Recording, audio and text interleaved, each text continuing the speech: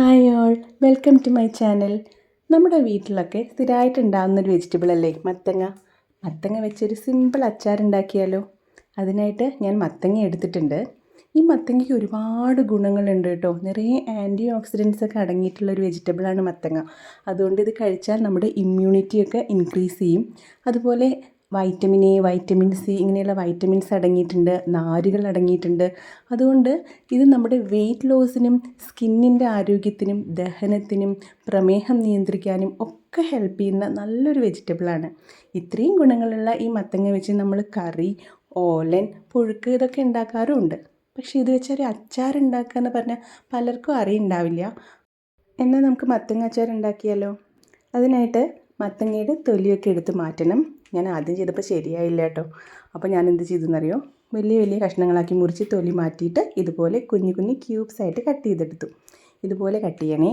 ഇനി ഇതിലേക്ക് എരിവെള്ള മുളക് പൊടി, മഞ്ഞൾപ്പൊടി, കാശ്മീരി മുളക് പൊടി, കായം പൊടി, ഉപ്പ് ഇത്രയും കാര്യങ്ങൾ ചേർത്ത് നല്ലപോലെ ഇളക്കിയെടുക്കണം.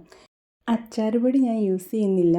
ഈ പൊടികളൊക്കെ എണ്ണയിലിട്ട് മൂപ്പിച്ചെടുക്കുന്നവരുണ്ട്. പക്ഷേ ഞാൻ ഇങ്ങനെയാണ് എപ്പോഴും ചെയ്യാറ്. ഇത് മത്തങ്ങയുടെ എല്ലാ ഭാഗത്തും എത്തുന്ന പോലെ നല്ലപോലെ ഇളക്കി വയ്ക്കുക. ഇനി വേറെ എന്തൊക്കെയാണ് ഇതിന് വേണ്ടതെന്ന് നോക്കാം.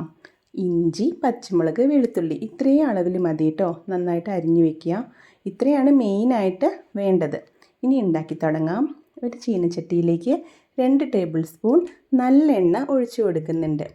ഇനി ഇതിലേക്ക് കടുക് ചേർത്ത് പൊട്ടിച്ചെടുക്കാം. കടുക് ചേർത്ത് പൊട്ടിക്കഴിഞ്ഞിട്ട് വേണം നമ്മൾ നേരത്തെ എടുത്ത് വെച്ച പച്ചമുളക്, ഇഞ്ചി, വെളുത്തുള്ളി ആ ഒരു കൂട്ടില്ലേ അത് ഇതിലേക്ക് ചേർത്ത് ഇളക്കാൻ. നല്ലപോലെ ഇളക്കി അതിൻ്റെയൊക്കെ ആ ജലാംശമൊക്കെ വറ്റി വരുന്ന ആ പരുവത്തിൽ എത്തുമ്പോൾ നമ്മൾ നേരത്തെ തയ്യാറാക്കി വെച്ചിട്ടുള്ള മത്തങ്ങ മസാലക്കൂട്ട് ഇതിലേക്ക് ഇട്ടിട്ട് ഇളക്കിയെടുക്കാം. കൂടെ തന്നെ 2 ടേബിൾ സ്പൂൺ വിനാഗിരി കൂടി ചേർക്കണം. ഇനി നന്നായിട്ട് ഇളക്കാം. ഓക്കെ. ഈ വിനാഗിരി ചേർക്കുമ്പോൾ കുറച്ച് പുളി മുന്നോട്ട് നിൽക്കും. അപ്പോൾ അതൊന്ന് ബാലൻസ് ചെയ്യാനായിട്ട് ഒരു നുള്ള് പഞ്ചസാര കൂടി ചേർക്കണേ.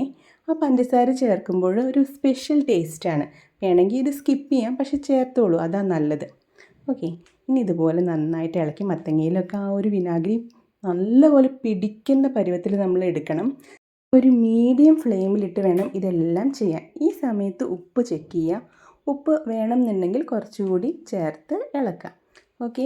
ഇനി ഒരു സ്റ്റേജ് എത്തുമ്പോൾ എണ്ണ ഇതുപോലെ തെളിഞ്ഞു വരും. ഈ സ്റ്റേജ് എത്തിക്കഴിഞ്ഞാൽ നമുക്ക് തീ ഓഫാക്കാം. കാരണം മത്തങ്ങയ്ക്ക് ചെറിയൊരു വേവ് ഉണ്ട്. അപ്പോൾ ആ ഒരു വേവ് എത്തണം, എന്നാൽ കുഴഞ്ഞും പോകരുത്. അപ്പോൾ ഇവിടെ കറക്റ്റ് പരുവത്തിന് എനിക്ക് കിട്ടിയിട്ടുണ്ട്.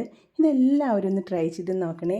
റെസിപ്പി ഇഷ്ടമായാൽ എൻ്റെ ചാനൽ സബ്സ്ക്രൈബ് ചെയ്ത് ലൈക്ക് ചെയ്ത് കമൻറ്റ് ചെയ്ത് ഷെയർ ചെയ്യാനൊന്നും മറക്കല്ലേ. അപ്പോൾ എല്ലാവരും ട്രൈ ചെയ്ത് നോക്കുക. വീണ്ടും കാണാം. Thank you for watching. By.